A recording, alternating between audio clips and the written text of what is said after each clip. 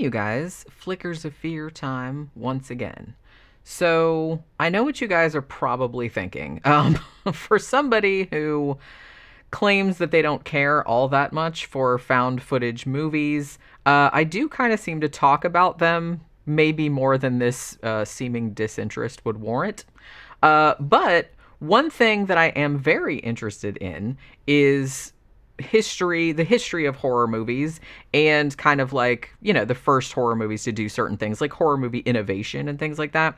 So actually, I'd been wanting to see this movie for a very long time because I heard about it a while back, and you knew it was just going to be like a matter of time before I got around to discussing this one, because in the context of horror history, this is actually maybe, I don't want to say it was an important film, but it definitely was like an innovative one. So I kind of wanted to discuss it and, see it and talk about it. So I feel like most casual horror fans maybe would probably credit the Blair Witch Project from 1999 for kicking off the whole found footage phenomenon. And I'm not going to argue with that. Obviously it wasn't the first found footage movie, but it was the one that, made like the largest cultural impact and spawned all of the found footage, pretty much the whole genre that we see today.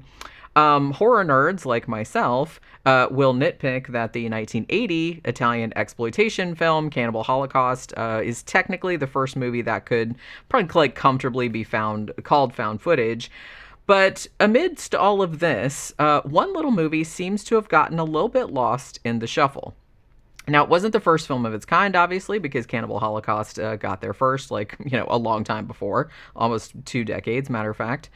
But it did predate the Blair Witch Project by almost a year.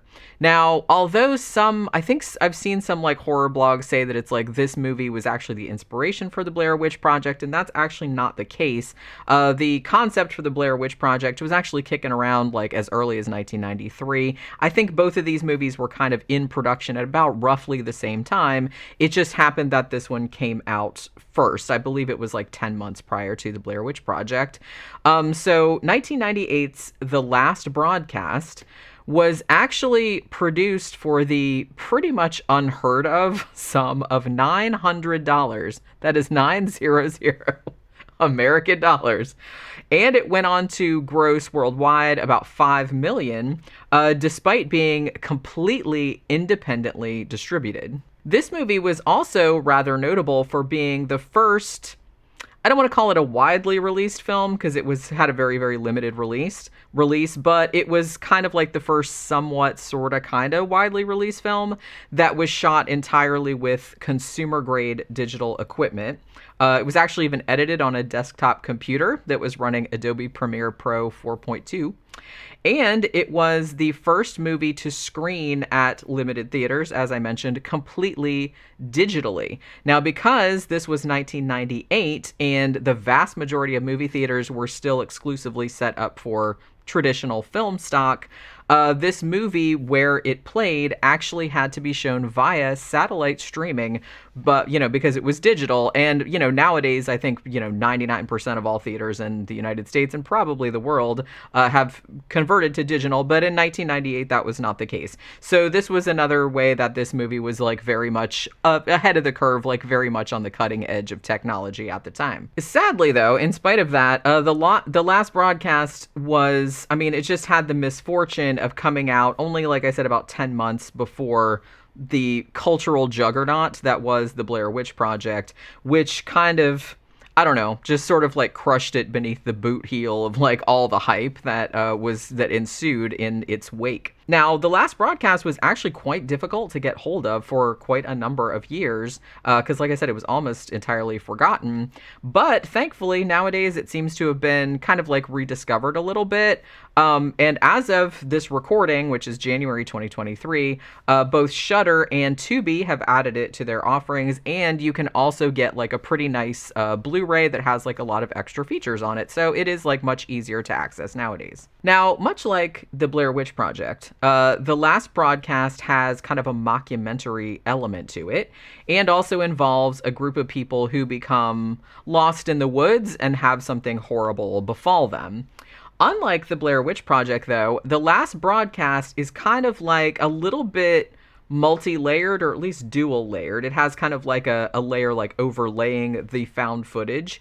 And it also features a very intriguing murder mystery angle that really kind of keeps you invested. At least it kept me invested. I was really, really into like the whole murder mystery aspect of it. I thought that was really cool and like a really good idea. So the movie is actually presented as a very low budget documentary feature made by a filmmaker named David Lee, who's played by a guy named David Beard.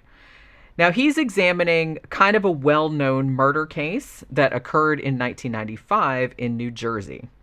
Now, I'm going to say that, like, this guy, like, when he's, like, narrating the documentary that he's making, he has this very deep voice, and he's very, very intensely serious. You can tell that he's just, like, trying to give this some gravitas. And him doing that, like, really lends this a lot of authenticity, because it comes across very much like one of those, you know, really overly somber, kind of like those faux weighty TV documentaries about crime or paranormal stuff that sort of like littered the media landscape in the 1970s and 1980s. It was almost kind of like, it sounded a little bit like In Search Of, or like one of those kind of cheesy documentaries from like the early 80s or like the late 70s, but just his narration really gave me that vibe, which really kind of like lent it some verisimilitude. So the incident that he's making this documentary about concerned two guys whose names were Stephen Johnny Avcast and Locus Wheeler. And they're actually those two guys are played by the filmmakers themselves who made this film, Stefan Avalos and Lance Weiler, or Wheeler. I'm not really sure how you pronounce his last name. So these two guys hosted a somewhat well-known kind of cable access show called Fact or Fiction, which focused on paranormal subject. It was kind of like it was like a call-in type of show. Now, the show in the 90s was initially kind of a cult success, but it had started to wane in popularity somewhat. And so the guys had this idea to kind of shake things up a little bit by doing a live simulcast, like out in the field, that would center around kind of like the search for a local legend. Now, I'm going to say, in another way that this movie is kind of ahead of its time, the idea of live streaming from a location is, of course, you know, ubiquitous nowadays. Every fucker does that. But this was, you know, the movie was made in 1998, and they're talking about a thing that happened in 1995.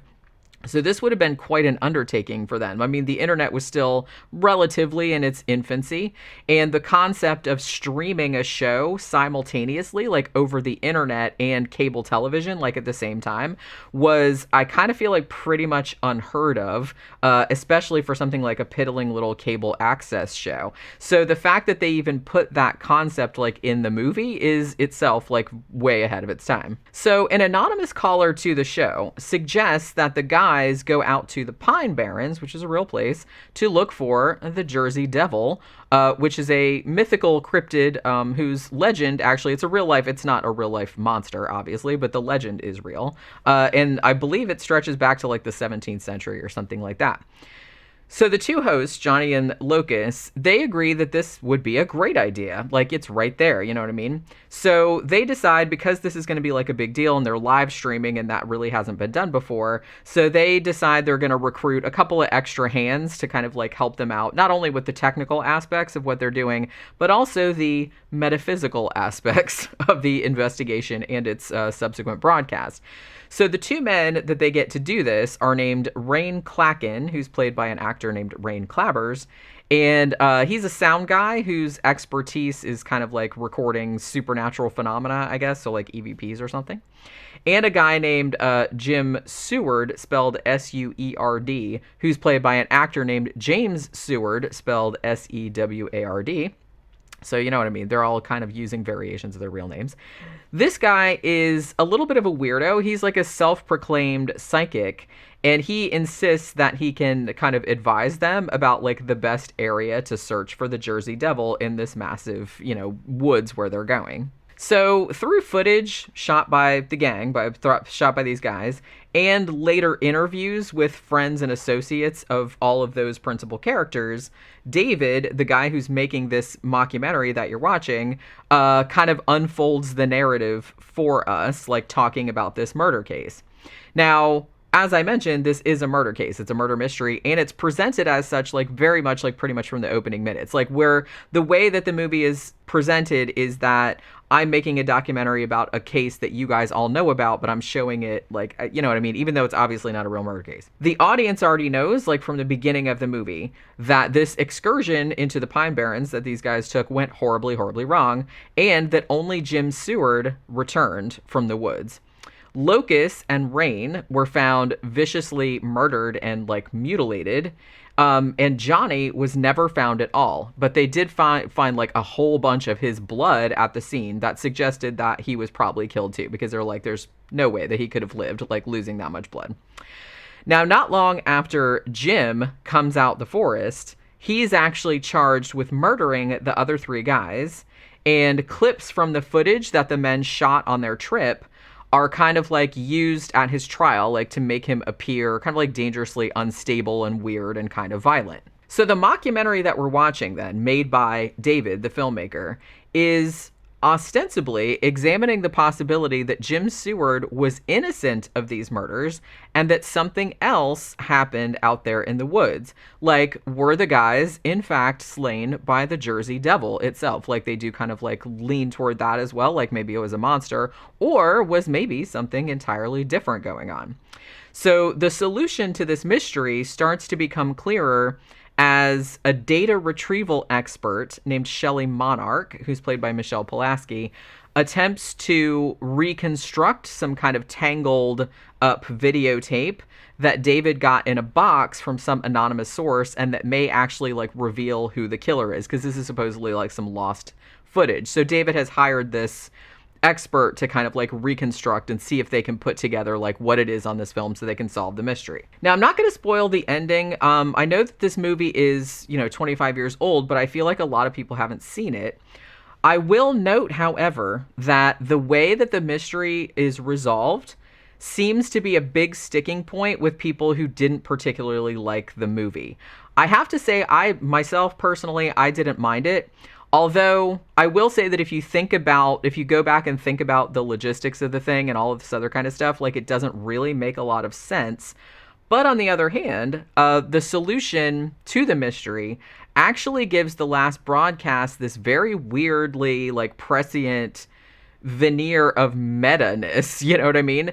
That it's almost kind of like commenting on ways in which the truth is always very, very slippery and is prone to interpretation and possibly manipulation by people with various agendas. So I'm just going to say conceptually, like watching the movie, I actually kind of had a hard time believing that this was made 25 years ago. Obviously it was made 25 years ago because of like the very primitive technology and like the way that it looks. But the way, like in regards to its messaging about like the ambiguity of reality as filtered through media, I kind of feel like it was, again, like way ahead of its time. And I feel like this is something that we're still wrestling with nowadays, like to an even more pronounced degree. But the fact that they got so, I'm not saying like the movie's like super deep or anything like that, but it's just like interesting from a conceptual standpoint that they went that far into it, like that far back in time, you know what I mean? That they were thinking along these same lines that people are still essentially like talking about in the same way nowadays. Now, I don't know if I'd say that this was a better film than the Blair Witch Project. It is certainly a more ambitious one. In some aspects, I enjoyed it more than the Blair Witch Project, like for various reasons.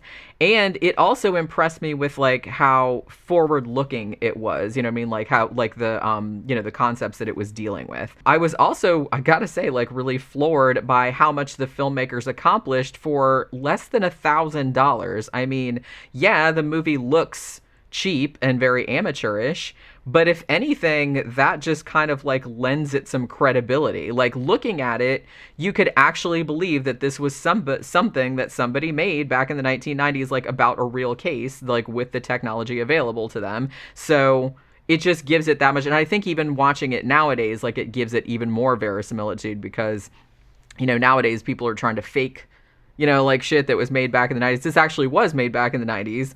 You know what I mean? But I don't know. It just made it seem like a lot more realistic to me, even though it looks like crap. But I mean, and I'm not saying that like in a disparaging way. It looks like crap because shit back then looked like crap. You know what I mean? That's just how it looked.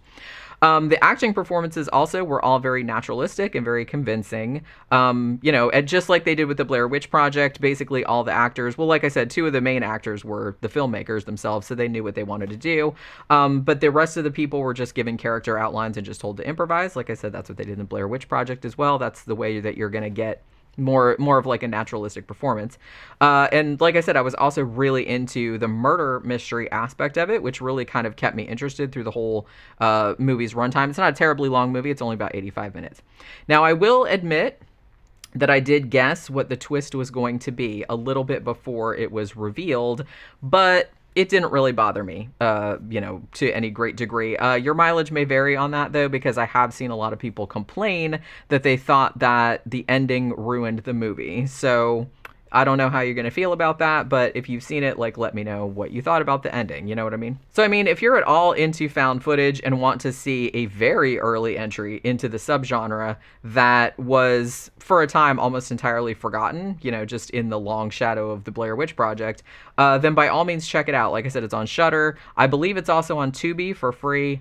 It's legitimately a big part of horror history, and although it's a flawed film, it's definitely worth seeing, and I actually ended up digging it quite a bit. So if you've seen it, or if you've even heard of it or anything like that, let me know down in the comments. And that will do it for this Flickers of Fear. I'll see you guys again on the next one. Bye.